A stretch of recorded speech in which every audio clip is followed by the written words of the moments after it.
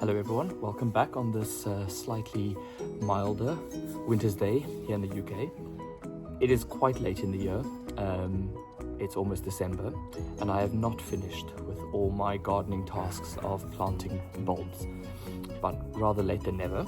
So I am about to do the last batch, which are tulips and some hyacinths, and in another pot I will be planting a mixture of daffodils. Now it is quite late in the season to be planting daffodils because they quite like to get their roots down and grow sort of in the earlier months of autumn, but again rather late than never, so I'm going to put them in and they probably will be fine, and definitely will report back on that down the line. So early spring I will make a note to record that exact same pot that I'm planting up today to see how it fares compared to some of the other daffodils which I did end up planting much earlier.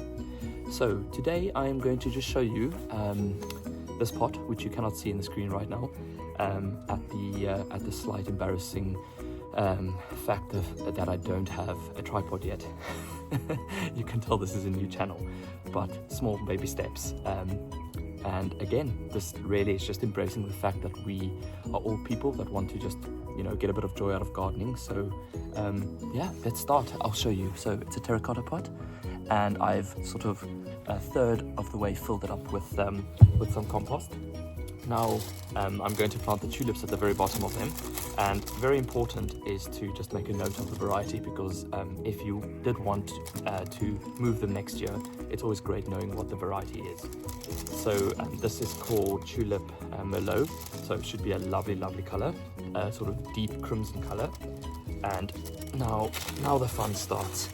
So I'll tilt it up and I'll plant them up, and in pots like this you can actually really clutter them quite a lot. They're more than happy to be densely planted.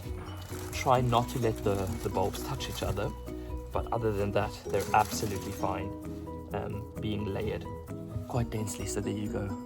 I've managed to fit in 3, 4, 5, 6, 7, 8 in the bottom layer, and I shall be filling up with a bit of compost on top of that, and then I shall be finishing off with the remainder 3. So yeah, that's basically it. I'm going to continue planting this up and then show you what it looks like at the very end.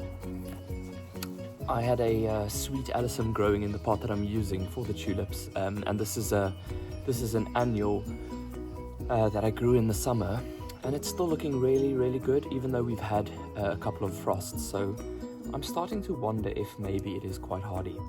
So at the expense of making a mistake and trying, I'm just going to pop it back into the pot, which is now 3/4 of the way full of compost with the tulips nicely embedded, and put it at the top and see if it gets through the winter.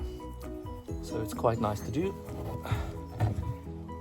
and it does prevent any sort of unwanted squirrels or cats in my instance digging up the lovely soil. There's a cat right here at the moment, and so yeah, it just allows for that bit of pot topping. So then the last thing to do is just to label it, because like I said, if you did want to move them in the spring or post flowering, you do know what they are, and you can place them in another pot, or just sort of keep them in a garage over the summer months and then replant them in the autumn. So this is Tulip Merlot and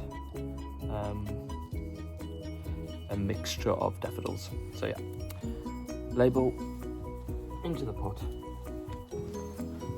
and that's the end product. There you go, as simple as can be. And I shall be doing one more pot later on, and then that should be the end of my bulb planting season. So join me next time. Cheers.